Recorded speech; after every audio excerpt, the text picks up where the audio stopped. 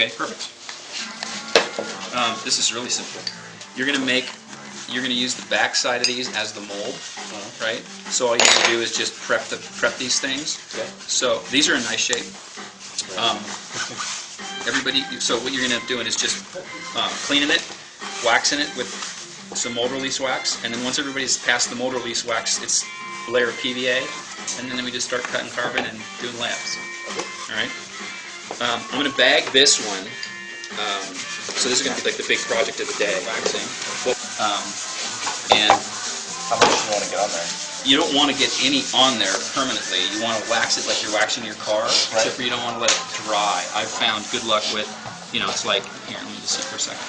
Right, so it's like, and you want to cover, all the surfaces. So it's just, right, a little bit on there, and then I just take it right off. Especially for parts like this. Aluminum actually works. Like you almost don't need anything like this. Right.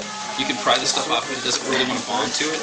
But you want, it's a good precaution. And also go at it until there's no, wax lines left on it. You want to get all that residue off because those will imprint into the part. Okay. Hard to believe as that might be. Yeah, that'll be cool.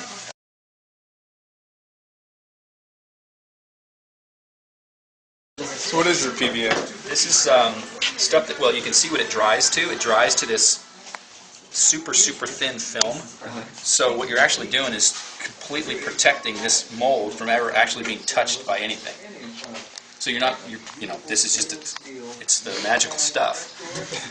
So I just, and it's funny because you see stuff online, like did some of you guys see that video that got posted on the Fender building link? There's like an hour-long video by this company that does like speaker enclosures and stuff, and it's actually pretty good. It's a lot of that basic stuff.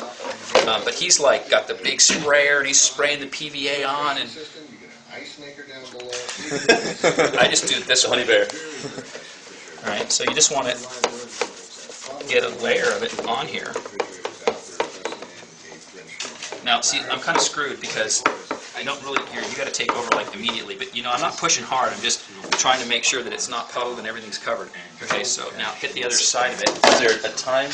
Yeah, well you want to keep it, you want to keep it, you want to keep the edges if you're moving into a different place, you want to keep it moist, and once it starts to set up, don't touch it because you peel it right off. And it sort of self-levels too. Okay, so you don't have to worry Yeah, about no, don't even come down here anymore, you're done. You don't have to worry about it. If it's too thick, it will flatten out. Yeah, a little bit. I mean, that's good. Done. And then if you watch it, you can't, you won't be able to see it. Everybody won't be able to see it. But if you just kind of, you'll see it's like it looks like there's stuff on there right now because it's wet. But as soon as it dries, it just disappears. So that part's ready for layup.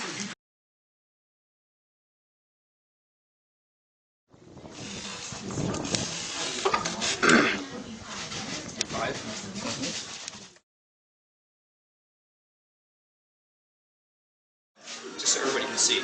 These are called metering pumps, and this particular set, there's ratios of epoxy. Some are 1-to-1, some are whatever they are to 1. These pumps are set up as a kit, as a set, so that the big one pumps out 1 squirt of that and 1 squirt of this is the right mixture. Now it's like, well, what about the drip? Isn't that, it's not the exact right measurement. Well, if you want to get a scale and measure it out, you go ahead. And in the end, it's probably perfect, but I have never had a problem. But one of the techniques to avoid having to vacuum bag any of the tricky parts is to paint on the first layer of the epoxy and let it set till it's almost dry. It's just, you can leave a fingerprint in it, but it won't come off on your finger. And then you can take the first layer of the material and basically press it into that, and it'll hold around that tricky shape. And then let that piece just sit there for a